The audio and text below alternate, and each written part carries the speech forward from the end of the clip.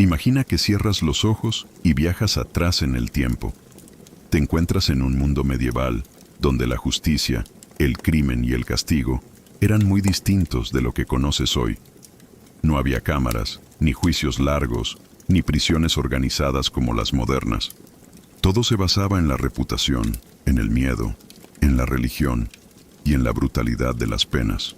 Dentro de este mundo, ser un asesino no era una vida de gloria, ni de astucia como muestran algunas leyendas o relatos modernos. Era, en realidad, una existencia marcada por el miedo constante, miedo a ser descubierto, miedo al castigo, miedo a la enfermedad y miedo al abandono social. Este relato te llevará lentamente por distintos aspectos de esa vida oscura en la Edad Media. Sin prisas, paso a paso, exploraremos cómo vivían los asesinos, qué lugar ocupaban en la sociedad, qué castigos enfrentaban, cómo eran percibidos por la religión y qué rastros arqueológicos o escritos nos permiten reconstruir su realidad. No es una historia de emoción ni de aventuras, es más bien un reflejo pausado, detallado y casi rutinario de lo que significaba cargar con una vida de crimen en una época en la que la ley era dura y la misericordia escasa. Prepárate para un viaje largo, calmado, en el que iremos explorando lentamente estas sombras de la Edad Media. Segmento 1. ¿Por qué era horrible ser un asesino medieval? Cuando piensas en la Edad Media, tal vez imagines castillos en lo alto de colinas, caballeros de armadura reluciente, campesinos doblados sobre los campos, monjes copiando manuscritos a la luz de las velas, y aldeas tranquilas con chimeneas humeantes. Pero detrás de esa imagen pintoresca existía un mundo duro, desigual y lleno de peligros. Entre esos peligros había uno que despertaba temor y desprecio: el asesinato.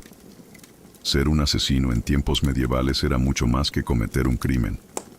Era cargar con una existencia precaria, marcada por el miedo constante, la condena social, el riesgo de la venganza y la certeza de una justicia brutal. No existía la criminología moderna, ni sistemas de investigación sofisticados, ni cárceles organizadas como las de ahora.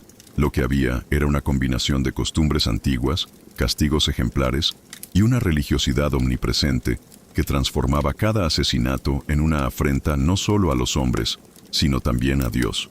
La imposibilidad del anonimato. En la Edad Media, la mayoría de las comunidades eran pequeñas.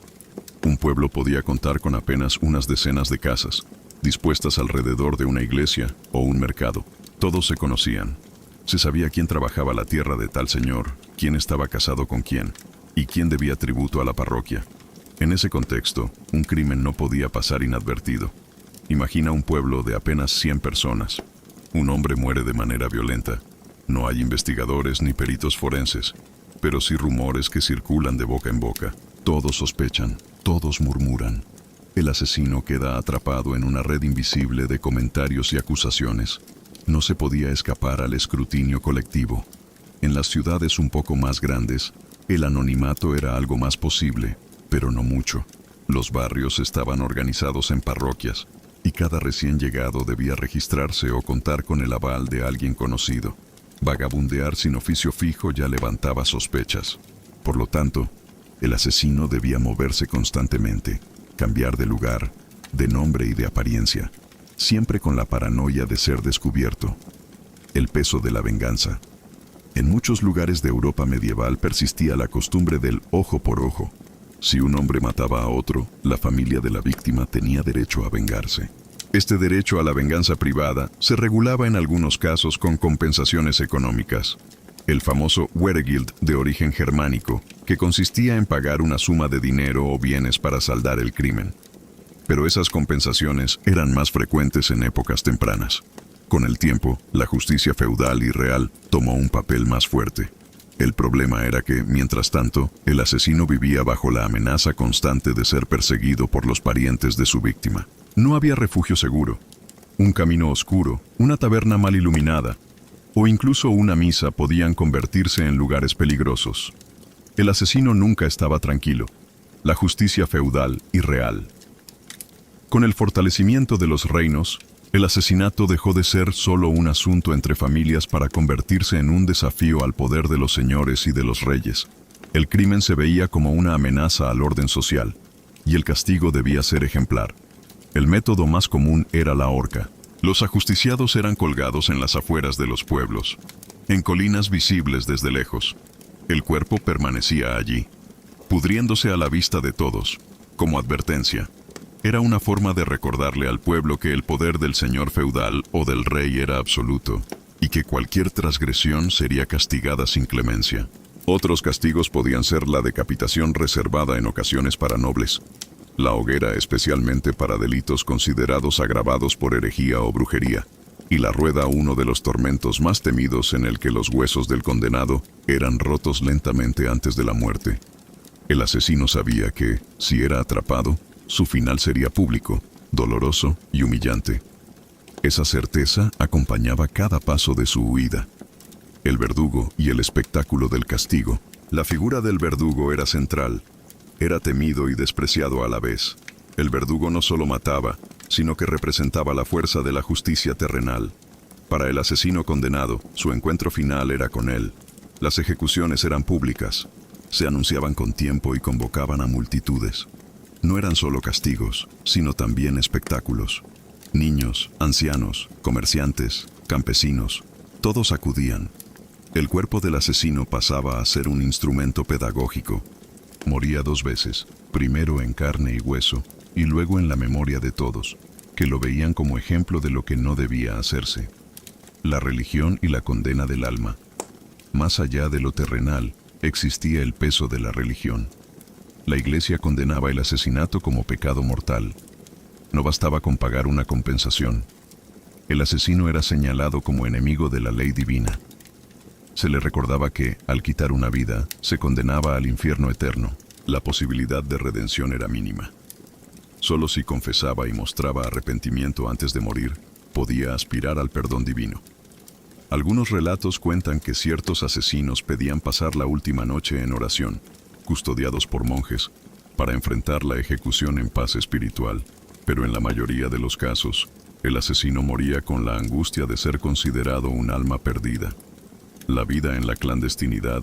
Mientras tanto, el día a día del asesino fugitivo era miserable. Dormía en establos, bosques o casas abandonadas. Comía lo que podía robar, cazar o mendigar. La falta de higiene lo convertía en presa de piojos, pulgas y enfermedades. Los caminos medievales estaban llenos de riesgos. No solo había guardias de señores locales, sino también bandidos. Para el asesino, esto significaba vivir en alerta constante. Cualquier encuentro podía delatarlo. En las tabernas, debía vigilar sus palabras. Bastaba con una confesión hecha en estado de ebriedad para que alguien lo denunciara a cambio de unas monedas. No había amigos verdaderos. Cualquiera podía traicionarlo. El miedo como compañero constante. Quizás lo más terrible de ser un asesino medieval no era la posibilidad de morir ejecutado, sino el vivir cada día bajo la sombra del miedo. El miedo a ser reconocido, a ser denunciado, a ser capturado. El miedo a que la familia de la víctima apareciera de la nada para vengarse. El miedo a la tortura, que no solo dolía en el cuerpo, sino que buscaba arrancar confesiones, verdaderas o falsas. El miedo a la condena eterna era igual de real. En una época donde el cielo y el infierno eran certezas absolutas, el asesino se sabía condenado no solo aquí, sino en el más allá. En definitiva, ser un asesino en la Edad Media no era una vida de astucia ni de aventuras como en algunas ficciones modernas. Era, más bien, una existencia corta, marcada por el aislamiento, la paranoia, la miseria y la certeza de un final brutal. La comunidad lo perseguía, la justicia lo castigaba y la religión lo condenaba. Era horrible no tanto por la violencia que ejercía, sino por la violencia que lo rodeaba, lo alcanzara o no. Ser un asesino medieval era vivir sin descanso, sin refugio y sin esperanza. Segmento 2. La vida cotidiana de un asesino medieval. Si en el segmento anterior recorrimos las razones generales por las que ser un asesino medieval era una existencia miserable, ahora vamos a sumergirnos con calma en su día a día. No en el momento del crimen, ni en el de la captura, sino en lo cotidiano. En cómo vivía, dónde dormía, qué comía, cómo se movía, y cómo lidiaba con el miedo constante. Hablar de la vida cotidiana de un asesino medieval es hablar de una vida rota, sin estabilidad, sin raíces, marcada por la clandestinidad y la precariedad. Lo que para un campesino era rutina, levantarse con el amanecer, trabajar la tierra, volver al hogar y compartir un caldo espeso con la familia, para el asesino era una imposibilidad. Él no tenía hogar, ni tierras, ni comunidad. Era un fugitivo obligado a adaptarse a cualquier circunstancia, siempre con la sensación de estar a un paso de la captura. Dormir en la clandestinidad. La primera preocupación diaria era el descanso. Un asesino medieval no podía dormir tranquilo en una cama propia. Si permanecía demasiado tiempo en un mismo lugar, corría el riesgo de ser reconocido. Por eso solía dormir en sitios improvisados: establos, cuevas, ruinas o incluso bajo los árboles de un bosque cercano. En invierno, el frío era insoportable. Muchos relatos medievales narran cómo los viajeros y fugitivos recurrían a encender pequeñas hogueras escondidas, que a veces terminaban delatándolos con el humo. Otros se cubrían con capas viejas, con paja o con pieles mal curtidas para aguantar la noche. Dormir era un acto de vulnerabilidad. En ese momento podían ser sorprendidos por guardias, campesinos o incluso animales salvajes. Cuando lograba refugiarse en establos, compartía el espacio con animales: caballos, vacas, ovejas. El calor de los cuerpos ayudaba a resistir el clima, pero también estaba el riesgo de ser descubierto por el dueño al amanecer. Por eso, el sueño era ligero, interrumpido, inquieto. La búsqueda de comida. El asesino medieval rara vez podía sentarse a una mesa a comer un plato caliente. La mayoría de las veces debía recurrir al robo, al trueque deshonesto o a la mendicidad disfrazada.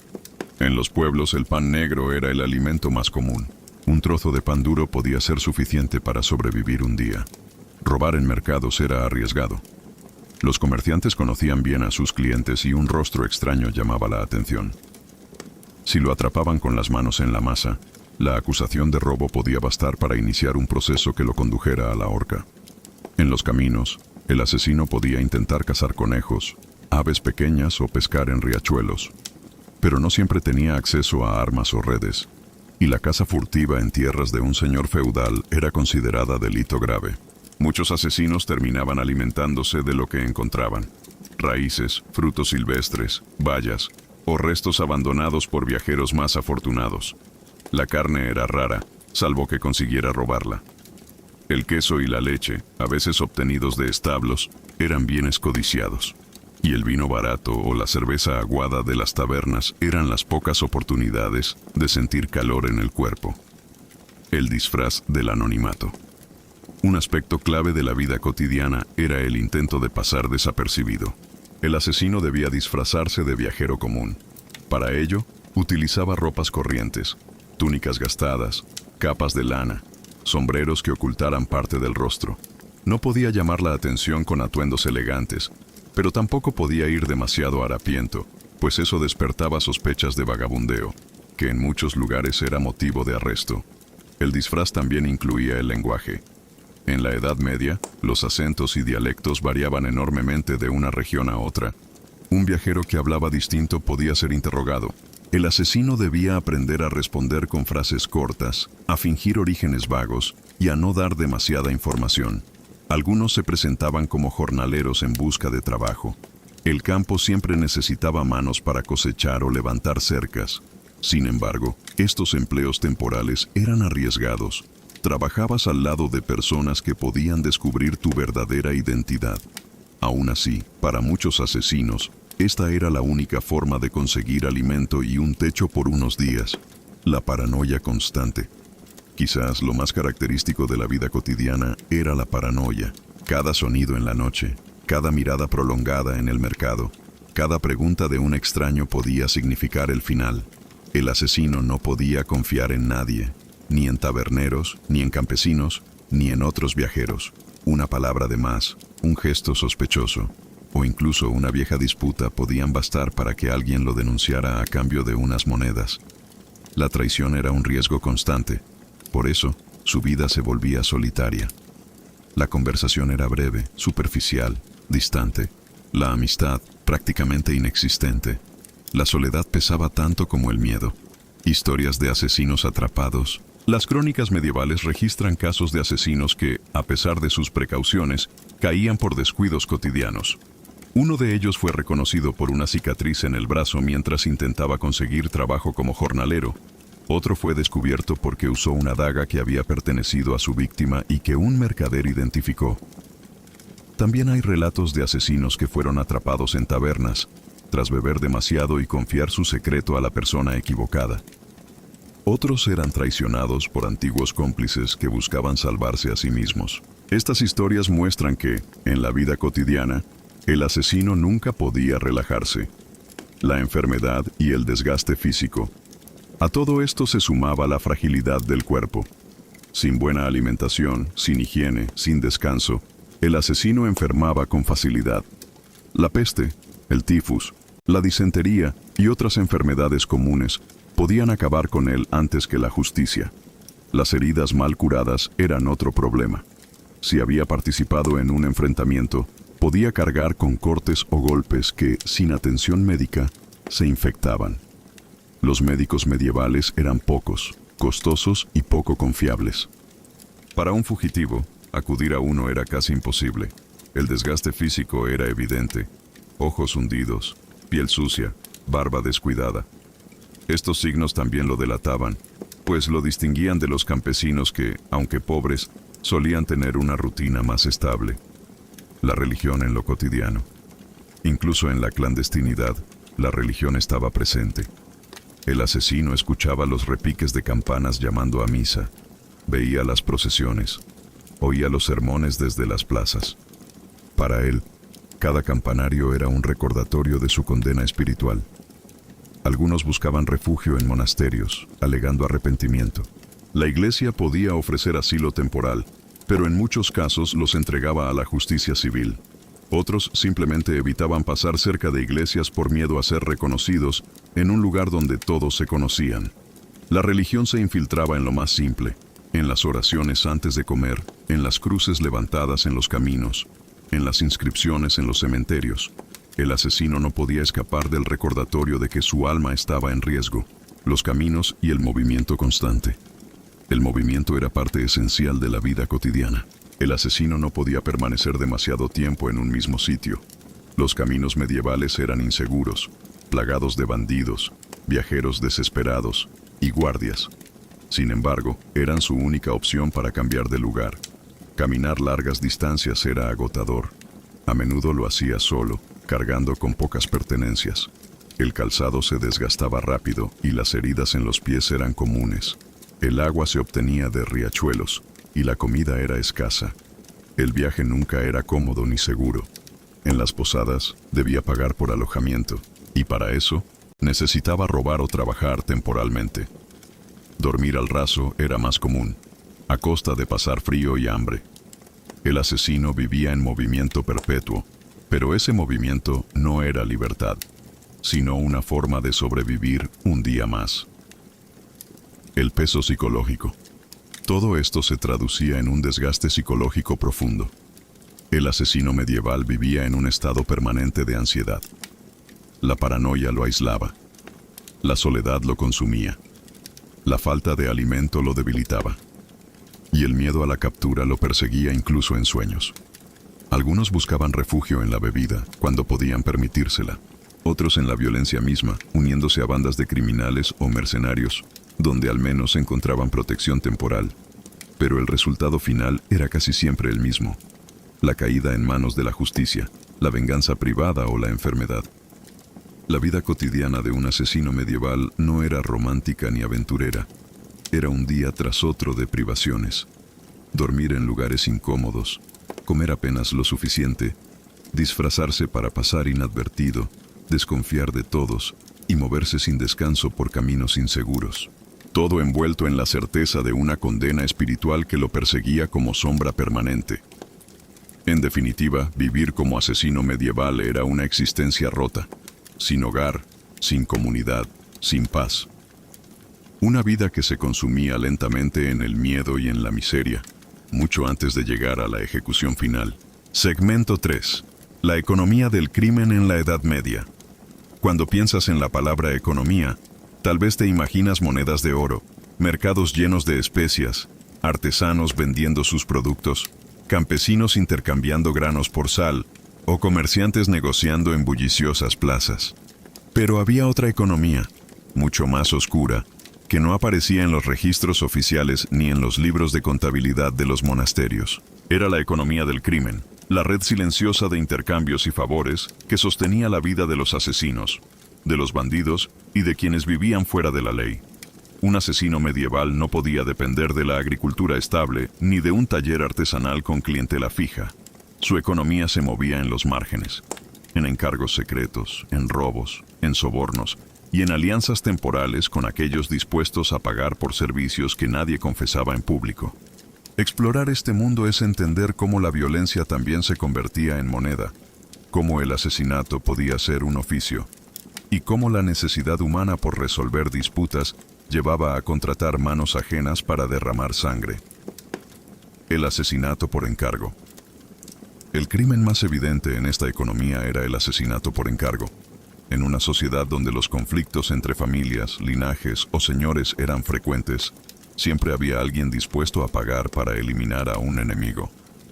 Los pagos variaban según la importancia de la víctima y la capacidad del contratante. A veces se pagaba con monedas de plata, otras con animales, y en ocasiones con promesas de tierras o protección. Un noble podía contratar a un asesino para acabar con un rival político, mientras que un comerciante podía hacerlo para eliminar a un competidor. El asesino rara vez recibía el pago completo por adelantado. Normalmente se pactaba una parte inicial, suficiente para moverse y preparar el crimen, y el resto se entregaba tras la ejecución. El riesgo era alto. Muchas veces, el contratante se deshacía del asesino después de usarlo, para eliminar testigos incómodos.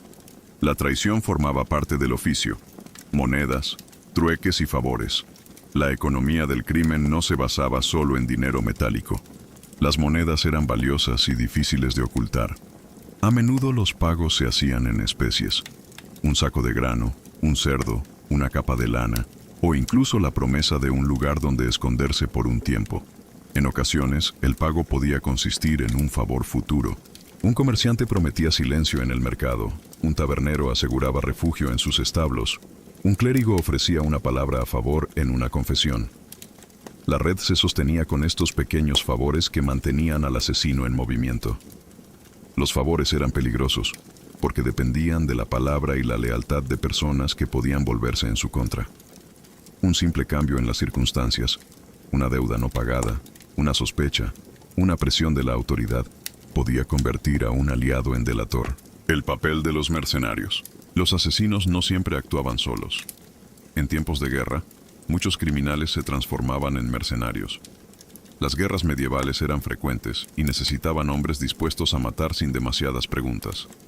Para muchos asesinos, enrolarse como soldado temporal era una forma de sobrevivir y al mismo tiempo de justificar la violencia cometida. En un ejército, un asesinato podía disfrazarse como baja en combate.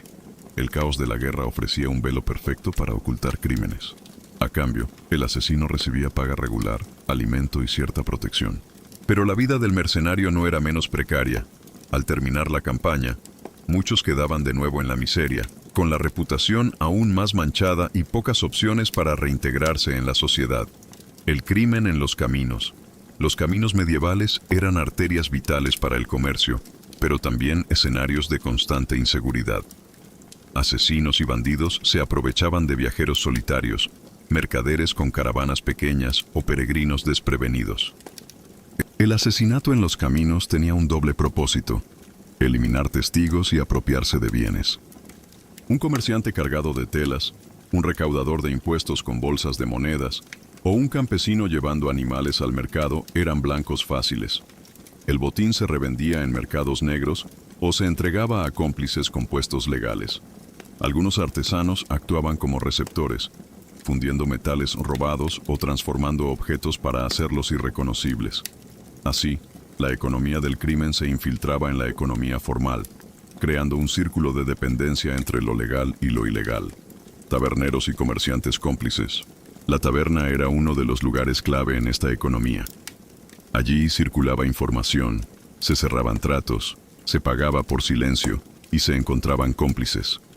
El tabernero podía ser un aliado valioso, ofrecía comida, bebida y refugio, y al mismo tiempo servía como intermediario para encargar asesinatos o vender bienes robados. Sin embargo, el tabernero también podía ser el primero en denunciar al asesino si veía peligrar su negocio. El equilibrio era delicado. Algunos comerciantes, por otro lado, aceptaban comprar mercancía obtenida de manera dudosa, siempre que el precio fuera bajo. De esa forma, objetos provenientes de un asesinato podían terminar en manos de ciudadanos aparentemente respetables. El precio del silencio. En la economía del crimen, el silencio tenía precio. El asesino debía sobornar a guardias para que miraran hacia otro lado, a campesinos para que no lo delataran, o a clérigos para que no lo señalaran en confesión. Estos sobornos podían ser en dinero, pero también en servicios. Un asesino podía ofrecer su fuerza a cambio de refugio, podía servir como guardaespaldas temporal de un mercader, o incluso como instrumento de intimidación en disputas locales. El silencio se compraba, pero nunca se aseguraba del todo. El riesgo de la traición.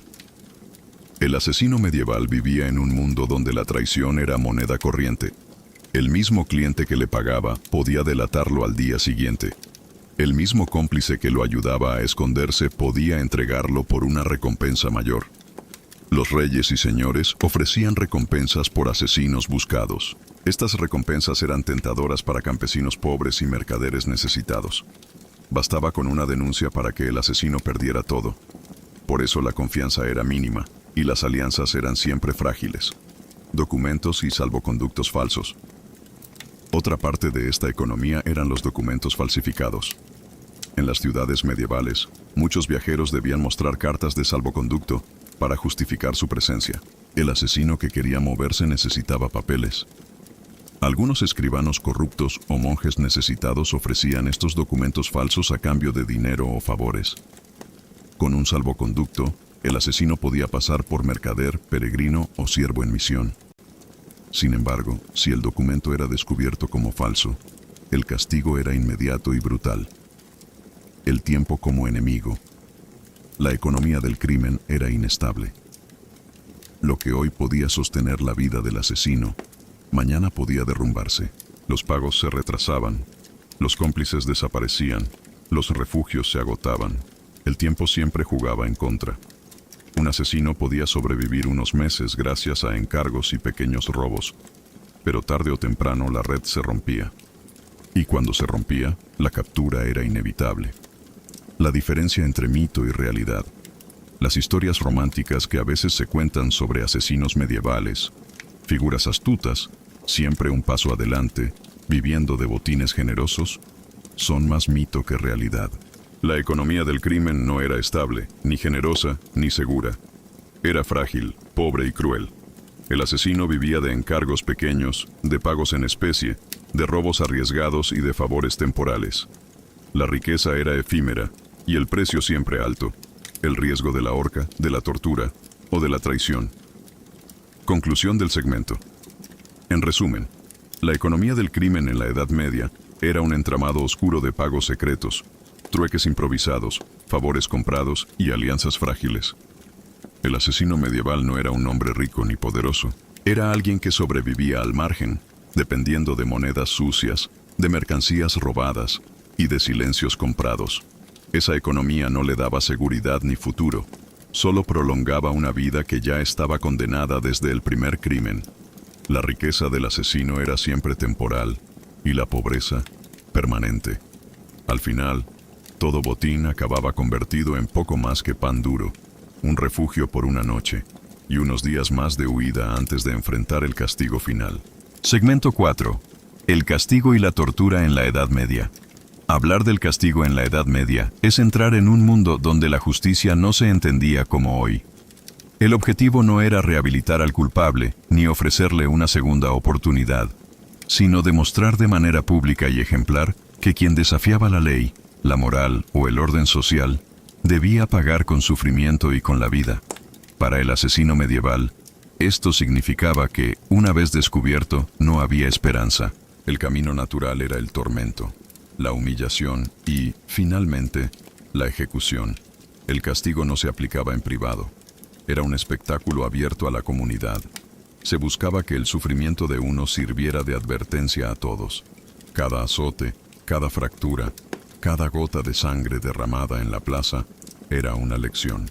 Por eso, en este segmento, recorreremos lentamente, sin prisas, los distintos métodos de tortura y ejecución que esperaban a los asesinos, y cómo se entendía su sentido en la mentalidad medieval. La tortura como herramienta de confesión. Antes de la condena llegaba el interrogatorio. En la Edad Media, la confesión era considerada la prueba más fuerte. Si el asesino no confesaba voluntariamente, se lo obligaba. La tortura era el medio para arrancar esa verdad. No se trataba de un procedimiento oculto. Estaba regulado en los manuales jurídicos de la época. La lógica era simple. Se creía que el dolor físico podía doblegar la voluntad y revelar la verdad. En la práctica, las confesiones podían ser falsas, obtenidas simplemente para terminar con el tormento. Pero la justicia medieval prefería una confesión bajo tortura a la duda sin resolución. Los instrumentos del tormento. Entre los instrumentos más usados estaba el potro. Era una mesa con cuerdas y rodillos donde se colocaba al prisionero. Las extremidades eran estiradas poco a poco hasta dislocar huesos y desgarrar músculos. El dolor era insoportable. Muchas veces, el condenado confesaba en pocos minutos. Otro método era el garrote. Consistía en un collar de hierro o una soga que se apretaba lentamente alrededor del cuello, provocando asfixia intermitente. Se aflojaba y se apretaba de nuevo, en ciclos que buscaban quebrar la resistencia mental más que la física. La garrucha era otro procedimiento común. El prisionero era colgado de las muñecas con los brazos atados a la espalda. Se lo elevaba y se lo dejaba caer bruscamente, deteniendo la caída antes de tocar el suelo. Esto dislocaba los hombros y generaba un dolor profundo, acompañado a veces de fracturas. Los hierros candentes también eran habituales. Se aplicaban sobre la piel, marcando al prisionero con quemaduras que no solo producían dolor, sino también desfiguraban como símbolo de su crimen. El espectáculo del suplicio. La tortura podía realizarse en calabozos o salas especiales, pero la ejecución era siempre pública. El asesino era llevado a la plaza, acompañado de pregoneros que anunciaban su crimen. La multitud se reunía para presenciar la escena. Era una jornada de castigo y de enseñanza. El método más común era la horca. Se levantaba en las afueras del pueblo, en una colina visible desde lejos. Allí se colgaba al asesino, y su cuerpo permanecía durante días, a veces semanas, como recordatorio. Los cuervos y los perros terminaban de completar el espectáculo macabro. La decapitación se reservaba en algunos casos para nobles o personas de cierto rango. Se usaba hacha o espada. Aunque se consideraba más rápida y limpia, no siempre era efectiva. Un verdugo inexperto podía tardar varios golpes en separar la cabeza, lo que aumentaba la agonía. La hoguera era un castigo especialmente temido. Se usaba no solo para asesinos, sino también para herejes y brujas. El condenado era atado a un poste, rodeado de leña y prendido fuego. La muerte podía ser rápida si el humo lo asfixiaba, o lenta si el fuego subía poco a poco. La rueda era una de las más crueles. El cuerpo del condenado era colocado sobre una gran rueda de madera. Con una barra de hierro se rompían los huesos uno a uno, empezando por brazos y piernas. Después, el cuerpo maltrecho se dejaba expuesto hasta la muerte. La humillación como parte del castigo. El castigo no era solo físico. La humillación era fundamental. El asesino era exhibido, insultado y despreciado. Se le vestía con ropas especiales que lo señalaban, a veces con gorros ridículos o carteles que describían su crimen. El paseo hasta el lugar de la ejecución era también un ritual de vergüenza. Los tambores, los pregones y las miradas de la multitud convertían al asesino en espectáculo. La condena buscaba borrar su dignidad, reducirlo a un ejemplo de lo que nunca debía. El verdugo como figura central. El verdugo era el ejecutor de estas sentencias. Su oficio era necesario, pero despreciado. Vivía en los márgenes de la sociedad, temido por todos y aislado. Para el asesino, el verdugo era el rostro final de su condena. El verdugo debía ser preciso. Una ejecución mal hecha podía volverse un caos y generar descontento entre la multitud. Sin embargo, los fallos eran frecuentes: sogas que se rompían, hachas que no cortaban de un solo golpe, hogueras mal encendidas. Cada error aumentaba el sufrimiento del condenado y el morbo del público, el simbolismo del castigo. Más allá del dolor, el castigo tenía un fuerte componente simbólico. Se trataba de restablecer el orden quebrado por el asesinato. El asesino había perturbado la paz de la comunidad. Su suplicio era la forma de devolver esa paz. El cuerpo del condenado se convertía en un mensaje visible. El orden existe, la ley prevalece, y la comunidad está protegida. Incluso después de la muerte, los restos se usaban como advertencia. A veces se quemaban, otras se enterraban en cementerios apartados, sin ceremonias religiosas. La dimensión religiosa, la iglesia, también tenía un rol en el castigo. El asesino era considerado pecador y su ejecución era vista como una purga necesaria. Los sermones recordaban a los fieles que el crimen no quedaba impune y que Dios castigaba tanto en la tierra como en el cielo. Algunos condenados pedían confesión antes de morir.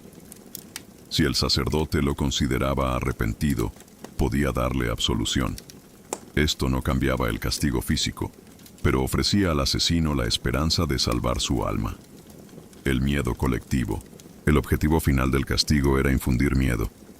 La tortura y la ejecución no eran solo para el asesino, sino para todos los que lo observaban. Cada niño que veía un cuerpo colgado, cada campesino que escuchaba los gritos de un ajusticiado, aprendía la lección. El crimen llevaba al suplicio. El miedo era la herramienta de control más efectiva. En sociedades donde la ley escrita era limitada, el recuerdo del dolor ajeno servía como disuasión. El asesino sabía esto, y vivía cada día con esa sombra sobre su cabeza. El castigo y la tortura en la Edad Media no eran simples mecanismos de justicia. Eran rituales sociales, religiosos y políticos. El asesino que caía en manos de la autoridad pasaba de ser un hombre oculto en la clandestinidad a convertirse en espectáculo público, en lección viva de dolor y humillación. La tortura lo despojaba de su voluntad, la ejecución lo despojaba de su cuerpo, la humillación lo despojaba de su memoria. Así, el crimen quedaba borrado en la carne del culpable, convertido en advertencia para todos los demás. Ser asesino medieval significaba, tarde o temprano, enfrentarse a ese destino. El tormento y la muerte no eran una posibilidad remota, sino el desenlace esperado. Una vida marcada por el miedo terminaba en un final brutal y público, diseñado para perpetuar el orden de la sociedad medieval. Segmento 5. Religión y pecado. Cuando pensamos en la Edad Media, pensamos en castillos, caballeros, campesinos en campos de trigo y caminos de barro. Pero por encima de todo, pensamos en religión. No había aspecto de la vida medieval que no estuviera marcado por la fe. Las campanas de las iglesias ordenaban el ritmo de los días.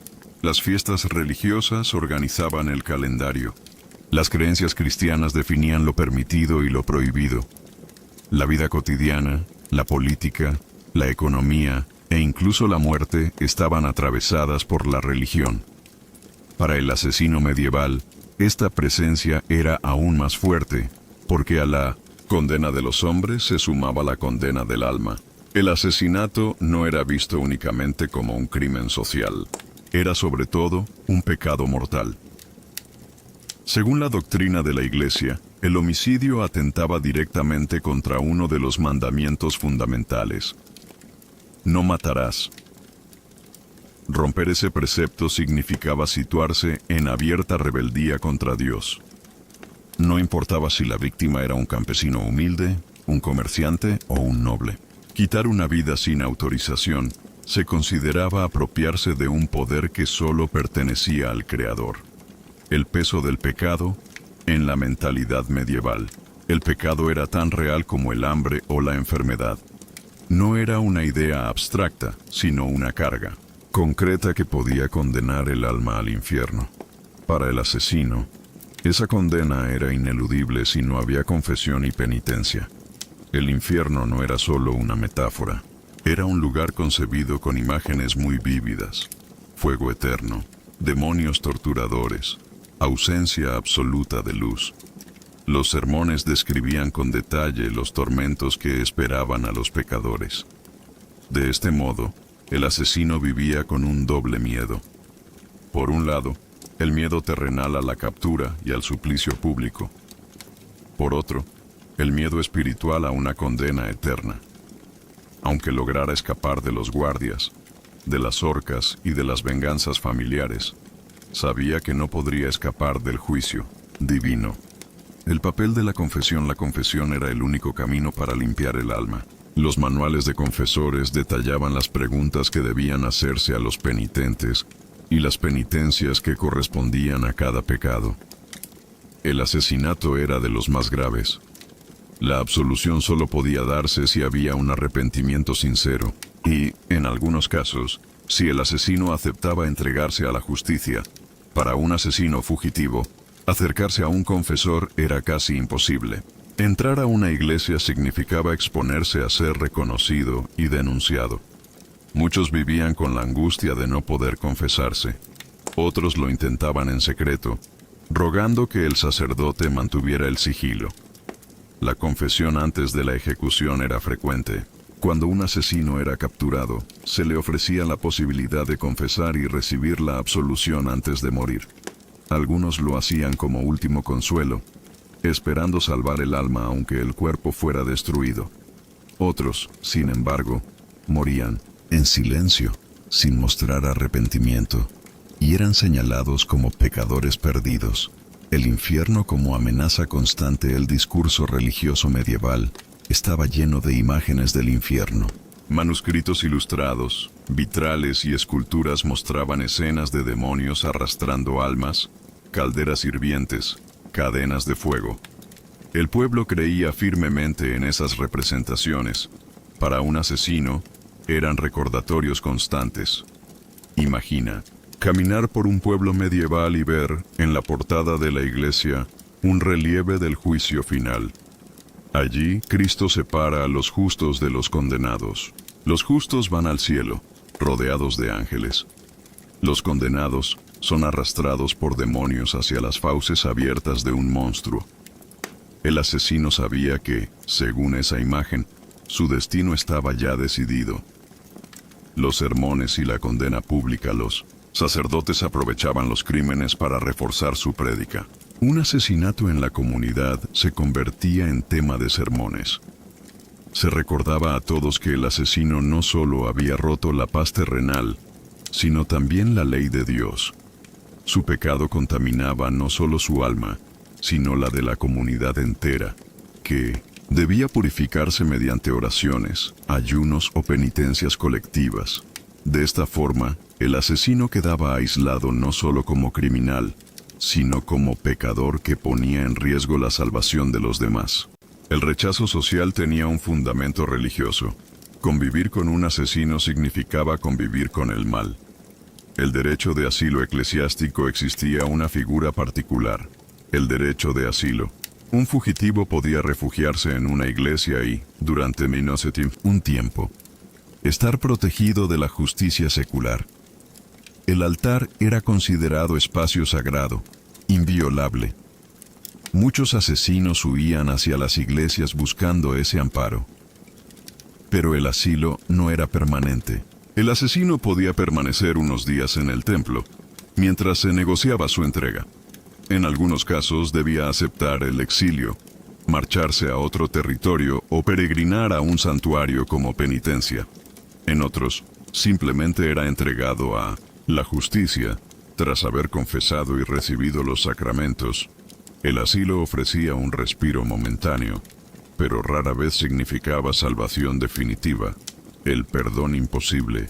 Aunque la confesión y la penitencia ofrecían teóricamente la posibilidad de redención, en la práctica, para un asesino era casi imposible reintegrarse. Incluso si un sacerdote le daba la absolución, la comunidad lo seguía viendo como un paria. El pecado podía ser perdonado por Dios, pero la memoria de los hombres lo mantenía vivo. Así, el asesino vivía atrapado entre dos condenas, la espiritual y la social. Aun si obtenía la absolución, no obtenía la aceptación. Los monasterios como último recurso. Algunos asesinos intentaban refugiarse en monasterios. Se presentaban como arrepentidos, dispuestos a dejar atrás su vida anterior. En 1900, en raros casos, eran aceptados como monjes, bajo condiciones estrictas de penitencia y silencio. Pero la mayoría eran rechazados o entregados a la justicia. El monasterio ofrecía la imagen de un refugio espiritual, pero en realidad era una institución controlada por la Iglesia, que debía mantener su autoridad. Proteger a un asesino podía ser visto como complicidad. El peso de la religiosidad cotidiana más allá de los rituales formales, la religiosidad impregnaba cada rincón de la vida. En los caminos había cruces de madera recordando a viajeros muertos. En las casas se rezaba antes de cada comida. En los campos, las procesiones pedían lluvia o agradecían cosechas. Para el asesino, todo esto era un recordatorio constante de su pecado. No había lugar donde escapar de la religión. Incluso en su soledad, los símbolos lo rodeaban. El mundo medieval era un mundo de fe omnipresente, y en ese mundo, el asesino no podía esconderse de su condena espiritual. En la Edad Media, la religión era el marco absoluto de la vida. Para un asesino, eso significaba que su crimen no era solo una transgresión social, sino un pecado mortal con consecuencias eternas. No bastaba con huir de la justicia terrenal. El peso del infierno lo seguía donde quiera que fuese. El asesino medieval vivía sabiendo que, aunque escapara a la horca, aunque lograra ocultarse en bosques o ciudades lejanas, su alma estaba en riesgo. El pecado lo acompañaba como una sombra, inseparable. Y así, su vida se volvía doblemente miserable, marcada por el miedo a la muerte y marcada por el miedo a la condena eterna. Segmento 6. Mujeres y niños asesinos en la Edad Media. Cuando hablamos de asesinos en la Edad Media, solemos pensar en hombres adultos, bandidos en los caminos, mercenarios desempleados, campesinos que mataban por venganza o por necesidad. Sin embargo, aunque mucho menos frecuente, también existieron casos de mujeres y de niños acusados de asesinato. Sus vidas eran aún más difíciles, porque además del estigma de haber quitado una vida, cargaban con el peso de haber roto las expectativas sociales más profundas. En una sociedad que asignaba roles rígidos según el género y la edad, que una mujer o un niño cometiera un asesinato era visto como algo perturbador, casi incomprensible. La respuesta de las autoridades y de la Iglesia era entonces doblemente dura. Se castigaba el crimen, pero también la transgresión del papel que esas personas debían cumplir. La mujer medieval y el crimen. La vida de la mujer medieval estaba fuertemente condicionada por su entorno social. Las campesinas trabajaban en el campo junto a los hombres, cuidaban del hogar, criaban a los hijos y elaboraban productos básicos como pan, queso o telas. En las ciudades, algunas mujeres participaban en gremios menores, trabajaban como artesanas, comerciantes o taberneras. Pero en general, la expectativa era que permanecieran bajo la tutela de un hombre, padre, esposo o hermano. En este contexto, una mujer que asesinaba rompía con esa norma. El asesinato cometido por una mujer se interpretaba como un doble crimen, el de quitar la vida y el de desafiar el rol de sumisión y obediencia que se le exigía. Las crónicas medievales recogen algunos casos de mujeres asesinas. A menudo se trataba de crímenes domésticos, esposas que envenenaban a maridos abusivos, mujeres que atacaban a rivales por celos, o sirvientas que mataban a sus señores en circunstancias de explotación extrema. En todos estos casos, la reacción era de escándalo. El veneno fue asociado con frecuencia a las mujeres. No requería fuerza física y podía administrarse en secreto. Las acusaciones de envenenamiento estaban cargadas de connotaciones negativas. Se hablaba de artes oscuras, de pactos con el diablo, de prácticas asociadas a la brujería. Muchas mujeres acusadas de asesinato terminaban también acusadas de brujería, lo que agravaba su condena. Los castigos para mujeres asesinas. El castigo para una mujer asesina solía ser la hoguera. Se consideraba que el fuego purificaba, que borraba la impureza del crimen y del pecado. La imagen de una mujer ardiendo en la plaza pública era también un mensaje simbólico. Mostraba lo que ocurría cuando una mujer salía del rol que se le asignaba. En algunos casos, si la mujer pertenecía a una familia noble, podía ser decapitada en privado. Pero para las mujeres pobres, campesinas o sirvientas, la humillación pública era la norma. El espectáculo de la hoguera servía para reforzar la idea de obediencia femenina. El miedo al castigo y al estigma era tan fuerte que, incluso siglos después, las historias de mujeres asesinas se convirtieron en leyendas de advertencia. Cuentos y baladas hablaban de esposas traicioneras, de brujas envenenadoras, de mujeres que, por su ambición o su ira, habían acabado en la hoguera. El estigma social. Más allá del castigo físico, estaba la condena social. Una mujer acusada de asesinato quedaba marcada no solo a nivel personal, sino también familiar. Sus hijos, si los tenía, quedaban señalados. Su apellido podía quedar asociado al crimen durante generaciones. Esto muestra hasta qué punto la sociedad medieval veía en el asesinato femenino algo más que un crimen individual. Lo interpretaba como una ruptura en el orden mismo del mundo. Una mujer asesina era, en los ojos de sus contemporáneos, un ser que había desafiado la naturaleza y la voluntad divina. Los niños en el mundo medieval. Los niños medievales vivían una realidad muy distinta a la de hoy. No existía el concepto moderno de infancia como etapa protegida. Desde muy pequeños trabajaban en el campo, en talleres o como sirvientes. La mortalidad infantil era altísima. Muchos no llegaban a la adolescencia. En este contexto, un niño podía verse envuelto en crímenes de distintas formas. Algunos eran usados por adultos como cómplices. Se aprovechaban de su tamaño para que entraran por ventanas pequeñas durante robos, o de su inocencia aparente para acercarse a las víctimas. Otros niños, criados en ambientes violentos, podían cometer asesinatos por disputas personales, juegos que terminaban en tragedia o riñas callejeras. Los registros judiciales mencionan casos de niños acusados de homicidio. La respuesta de la justicia variaba. A veces se los castigaba como adultos, con penas severas. En otras ocasiones, se les imponían penitencias religiosas, peregrinaciones, oraciones, ayunos prolongados. Pero lo que no existía era un sistema especializado para menores. Niños en bandas criminales. En las ciudades medievales, donde la pobreza y el hacinamiento eran comunes, existían bandas de jóvenes que sobrevivían robando. Algunos de estos niños, en enfrentamientos o robos violentos, terminaban cometiendo asesinatos. Eran vistos con el mismo desprecio que los adultos, y su corta edad no siempre les salvaba de la horca. Las fuentes describen a estos niños como huérfanos de la calle, muchachos vagabundos o criados sin amo. Su vulnerabilidad los hacía fáciles de reclutar para tareas peligrosas. Si eran atrapados, eran castigados como ejemplo, para evitar que otros siguieran el mismo camino. El simbolismo de la infancia perdida. Un niño asesino era interpretado como un símbolo de corrupción.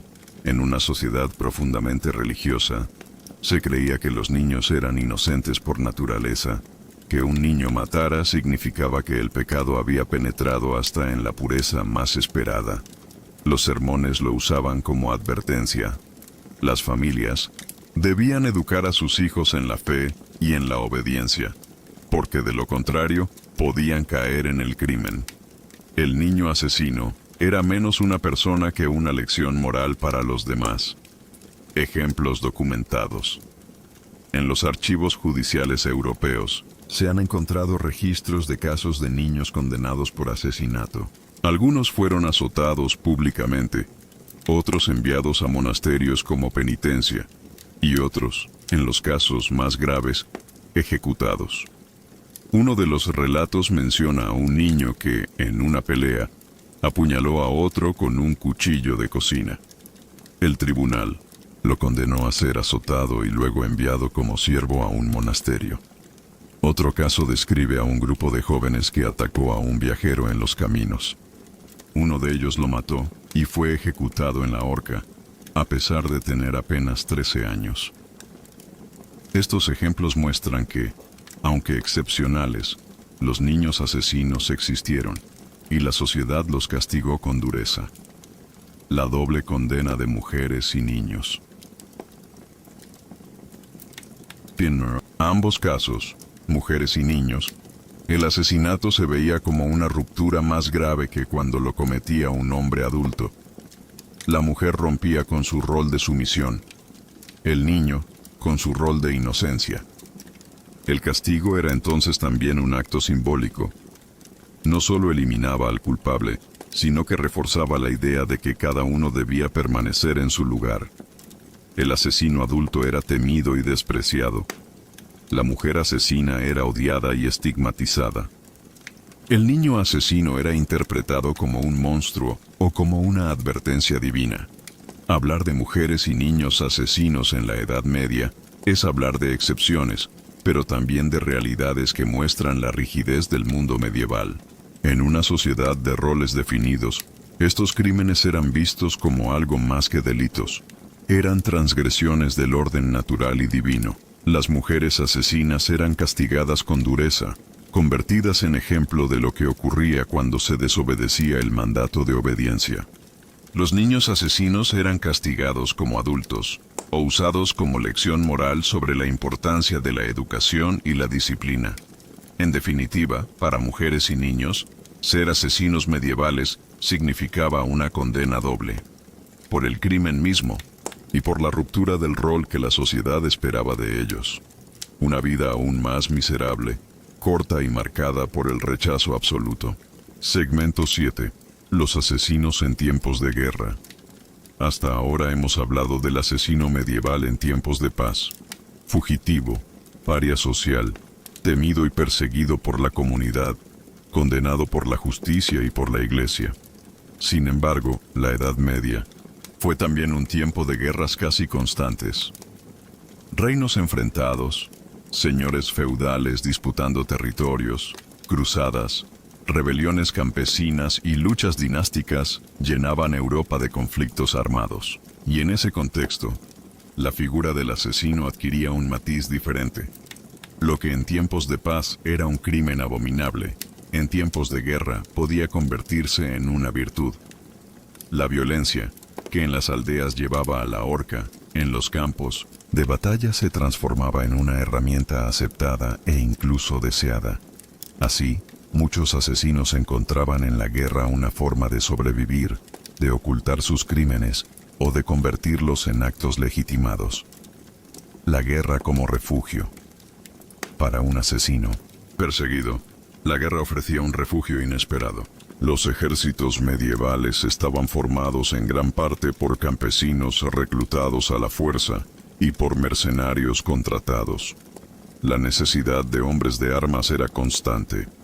Los señores feudales y los reyes no podían permitirse rechazar a quien estuviera dispuesto a luchar.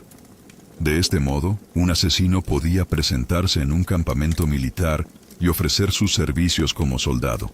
Nadie preguntaba demasiado por su pasado. Lo que importaba era su disposición a empuñar un arma. En cuestión de días, aquel criminal podía pasar de ser un fugitivo a formar parte de una tropa armada. La guerra no lo redimía, pero le daba un respiro. El mismo hombre que en su aldea hubiera sido ajusticiado, en el campo de batalla se volvía útil. El mercenario como figura ambigua. Muchos asesinos terminaban convertidos en mercenarios. El mercenario medieval era un soldado sin lealtad fija, dispuesto a luchar por quien pudiera pagarle. Ciudades ricas, nobles en disputa o incluso reyes contrataban compañías de mercenarios para reforzar sus ejércitos. Los mercenarios eran temidos y odiados por la población civil. Tenían fama de saquear aldeas, abusar de campesinos y cometer matanzas indiscriminadas. Entre ellos se mezclaban soldados experimentados, aventureros en busca de botín y también asesinos fugitivos que encontraban allí un espacio donde su violencia era aceptada. El asesino que se unía a una compañía de mercenarios podía recibir paga, alimento y cierta protección, pero su vida seguía siendo precaria. La paga solía retrasarse, el botín se repartía de manera desigual, y al terminar la campaña, muchos quedaban abandonados a su suerte. El asesinato en el caos del combate. La guerra ofrecía oportunidades únicas para ocultar asesinatos personales. En medio de una batalla, era casi imposible distinguir entre una muerte legítima y un crimen privado. Si un asesino tenía un enemigo pendiente, podía matarlo en el fragor del combate y presentarlo como una baja más. Los cronistas medievales mencionan casos de soldados que aprovecharon la confusión de la guerra para ajustar cuentas personales. Un golpe de lanza en la refriega, una puñalada entre la multitud, un prisionero ejecutado sin testigos. Todo quedaba disimulado bajo la excusa del combate. Para el asesino, la guerra era un espacio donde podía ejercer su oficio sin miedo al castigo inmediato. La violencia contra civiles. Otro aspecto de la guerra medieval era la violencia contra civiles. Los ejércitos a menudo saqueaban aldeas, destruían cosechas y asesinaban a campesinos. Estas prácticas eran vistas como parte de la estrategia. Se buscaba debilitar al enemigo privándolo de alimento y de apoyo. En este contexto, los asesinos podían integrarse fácilmente. Matar a un campesino enemigo no se veía como crimen, sino como acción militar. Así, el asesinato se confundía con el saqueo, y el asesino encontraba impunidad. El dolor para la población civil era inmenso. Familias enteras eran masacradas, aldeas arrasadas, monasterios saqueados. Los cronistas relatan escenas de crueldad extrema. Lo que en tiempos de paz era motivo de horror, en la guerra se volvía rutina. Los prisioneros y la ejecución sumaria. En la guerra medieval, los prisioneros podían ser valiosos si eran nobles o caballeros, pues podían rescatarse por un precio. Pero los soldados rasos, campesinos reclutados a la fuerza, no valían nada. A menudo eran ejecutados sumariamente. El asesino que participaba en estas ejecuciones encontraba aquí otra forma de practicar su oficio con legitimidad. Cortar gargantas, apuñalar prisioneros, degollar enemigos atados. Todo se hacía sin que nadie lo considerara un crimen. De hecho, se esperaba que los soldados fueran implacables. Mostrar compasión podía ser visto como debilidad. Para el asesino, este era un terreno fértil donde su violencia se confundía con la obediencia militar. La gloria que nunca llegaba. A pesar de esta aparente integración, el asesino rara vez alcanzaba gloria en la guerra. Los honores y recompensas eran para los caballeros, los nobles y los capitanes.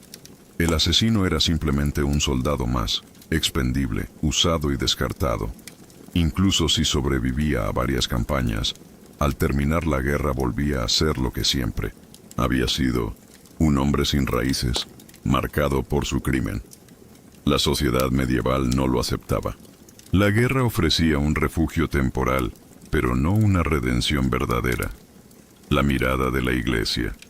La Iglesia también tenía una visión particular sobre la guerra. Distinguía entre la guerra justa y la guerra injusta.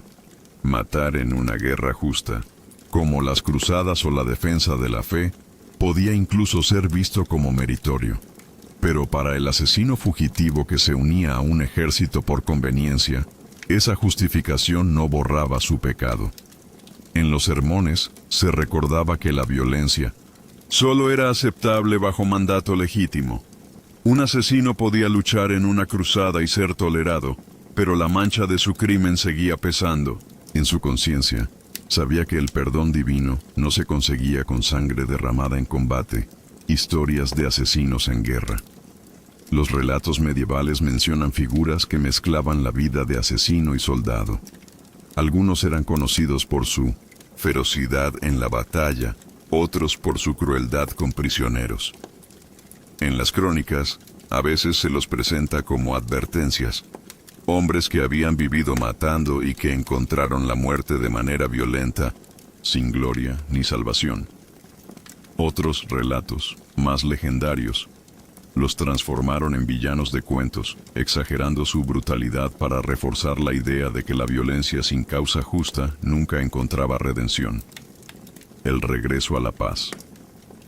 Al terminar la guerra, el asesino se encontraba de nuevo en la misma situación, sin tierra, sin familia, sin oficio estable. Algunos seguían vagando como mercenarios, de conflicto en conflicto. Otros intentaban volver a sus pueblos, pero eran rechazados. La paz era, paradójicamente, más peligrosa que la guerra. En la guerra, el asesino encontraba impunidad. En la paz, la justicia y la memoria de sus crímenes lo alcanzaban. La guerra medieval ofrecía al asesino una salida temporal a su condena. En el campo de batalla, matar dejaba de ser un crimen para convertirse en un acto esperado. El asesino encontraba refugio entre mercenarios, en saqueos, en ejecuciones de prisioneros. Su violencia, que en paz lo condenaba, en la guerra lo hacía útil. Pero esa utilidad era pasajera. Nunca alcanzaba gloria, ni honor, ni redención. Al terminar la campaña, volvía a ser un criminal. La guerra era una pausa en su miseria, no una solución. Así, la vida del asesino medieval en tiempos de guerra era una paradoja. Encontraba un lugar donde podía ejercer su violencia sin castigo, pero al mismo tiempo confirmaba su destino como hombre sin paz, sin raíces y sin futuro. Segmento 8. Memoria y arqueología del crimen medieval.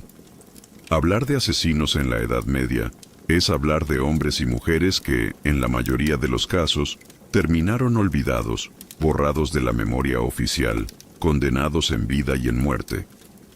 Sin embargo, la historia, la arqueología y los archivos han rescatado fragmentos de sus existencias. Restos de juicios, huesos encontrados en excavaciones, instrumentos de tortura preservados en museos y crónicas escritas por notarios y religiosos nos permiten reconstruir, aunque sea lentamente, esa memoria del crimen medieval.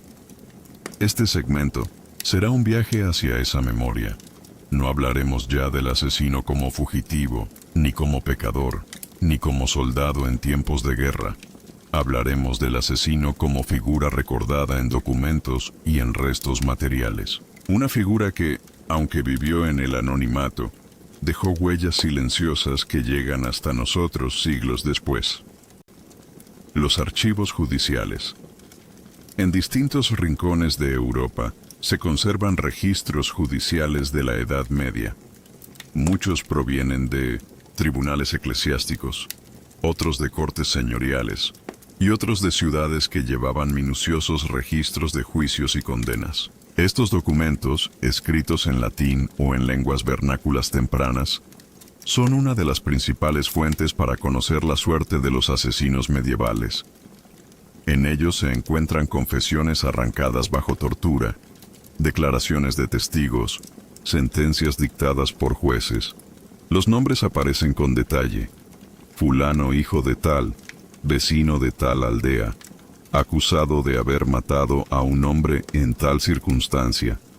El lenguaje es frío, administrativo.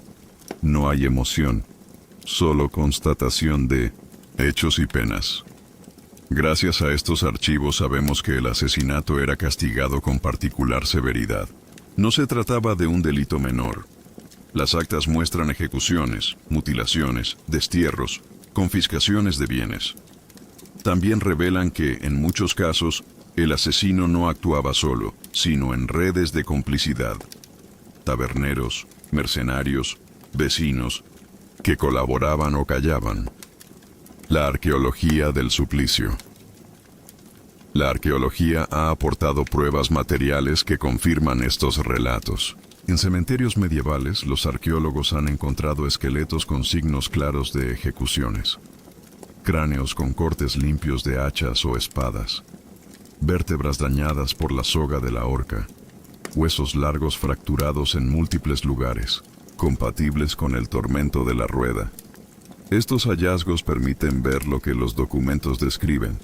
Nos muestran la violencia concreta sobre los cuerpos de los condenados. En algunos casos, los cadáveres fueron enterrados fuera de los cementerios consagrados, en fosas solitarias, como forma de negarles la sepultura cristiana. En otros, se han encontrado tumbas colectivas de ajusticiados. También se han conservado restos de los propios instrumentos: cadenas de hierro, grilletes, esposas, potros de madera reforzada con metal, garrotes oxidados. Objetos silenciosos que recuerdan los dolores de quienes pasaron por ellos. La memoria en los pueblos. Más allá de los archivos y la arqueología, la memoria del crimen sobrevivió en la tradición oral. Los pueblos contaban historias de asesinatos ocurridos en generaciones pasadas. Los lugares donde se habían cometido crímenes o donde se había ejecutado a un asesino quedaban marcados en la memoria colectiva. Una colina donde hubo una horca seguía siendo llamada el Monte del Ajusticiado. Una piedra en el camino donde alguien había sido asesinado era conocida como la Piedra Sangrienta. Estos nombres se transmitían de generación en generación, incluso cuando ya no se recordaban los detalles exactos del crimen. La memoria popular transformaba al asesino en personaje de leyenda. Algunos relatos lo presentaban como villano, otros lo convertían en figura casi sobrenatural, asociada a fantasmas que rondaban los lugares de su muerte. Así, el recuerdo del asesino no desaparecía del todo, se transformaba en advertencia para los vivos. La construcción del mito. La literatura medieval también se encargó de construir imágenes de asesinos. En canciones de gesta, romances y cuentos populares, aparecían figuras de traidores, de hombres que mataban por ambición o envidia. Estos personajes literarios eran inspirados en hechos reales, pero transformados en arquetipos. El asesino en 1906. La literatura no era un hombre miserable, hambriento y temeroso como en la realidad. Era presentado como ejemplo del mal, como antagonista que debía ser derrotado. La exageración servía para reforzar el mensaje moral. El crimen siempre llevaba al castigo. Con el tiempo, algunas de estas historias se convirtieron en leyendas locales. Los cronistas recogían relatos adornados de asesinatos cometidos siglos atrás. El mito se mezclaba con la historia hasta volverse indistinguible. La mirada de la Iglesia en la memoria. La Iglesia también contribuyó a mantener la memoria del crimen. Los sermones recordaban asesinatos pasados como advertencias. Los manuales de confesores incluían ejemplos de asesinos que habían muerto sin arrepentimiento y que, según se decía, habían ido al infierno. Las procesiones, a veces, recorrían lugares donde se había cometido un crimen para purificarlos. Los monasterios anotaban en sus crónicas la ejecución de asesinos como señal de la justicia divina. De esta forma, la memoria del crimen se integraba en la vida religiosa de la comunidad. El olvido de los nombres. A pesar de estas huellas, la mayoría de los asesinos medievales quedaron en el olvido. Sus nombres apenas aparecen en documentos.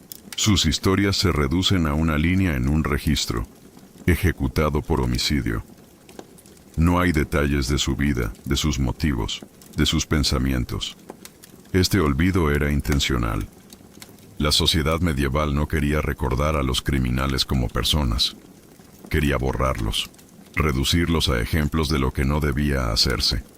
Solo unos pocos quedaron inmortalizados en leyendas o en relatos literarios. La gran mayoría se perdió en el silencio. La arqueología del olvido. Curiosamente, la arqueología moderna ha devuelto cierta voz a esos olvidados. Un esqueleto hallado con señales de ejecución nos habla de un hombre que, En su tiempo, fue considerado indigno de ser recordado. Ahora, siglos después, vuelve a la memoria como objeto de estudio. Los huesos fracturados, las marcas en las vértebras, los dientes gastados, los restos de ropa o de cadenas encontrados junto a ellos, nos permiten imaginar la vida y la muerte de esos condenados. La arqueología rescata del olvido lo que la sociedad medieval quiso borrar. El contraste entre realidad y mito. Lo que emerge de estos restos y documentos es un contraste entre la realidad miserable del asesino y la imagen exagerada del mito. La realidad muestra a hombres y mujeres pobres, hambrientos, desesperados, que cometieron crímenes y sufrieron castigos brutales. El mito los transformó en villanos, en monstruos o en advertencias sobrenaturales. Este contraste nos recuerda que la memoria del crimen medieval no es solo lo que está escrito en documentos, sino también lo que la gente contó, lo que adornó con imaginación, lo que convirtió en ejemplo moral. Lo que queda hoy. Hoy, cuando visitamos museos de instrumentos de tortura o castillos medievales que exhiben grilletes y potros, vemos fragmentos de esa memoria. Cuando leemos crónicas antiguas, nos encontramos con nombres de asesinos que murieron hace siglos. Cuando los arqueólogos excavan cementerios y encuentran huesos rotos, reviven esos ecos del pasado. La memoria del asesino medieval sigue viva, no como homenaje, sino como recuerdo de una época donde la justicia se mezclaba con el castigo ejemplar y con la fe. Una memoria que nos muestra cómo las sociedades del pasado entendieron el crimen y cómo lo enfrentaron.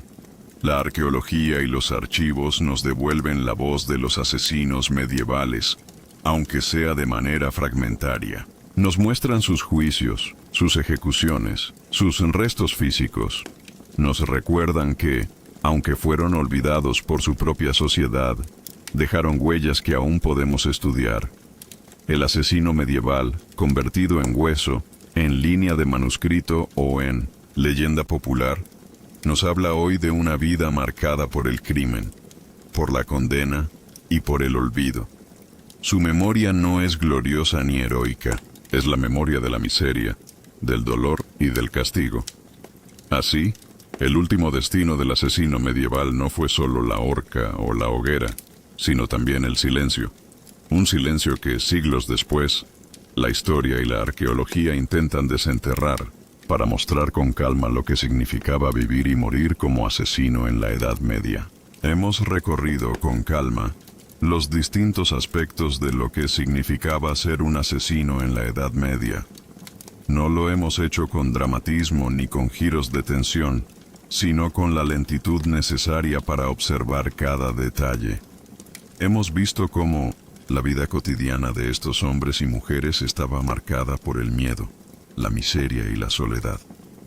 Hemos comprendido cómo la economía del crimen era frágil, sostenida apenas por favores y traiciones. Hemos contemplado la brutalidad de los castigos, las humillaciones públicas, la tortura y la muerte que esperaban como desenlace casi inevitable. También hemos hablado de la religión, de ese peso espiritual que acompañaba cada paso del asesino, recordándole que incluso si escapaba de la justicia terrenal, no podía escapar del juicio eterno.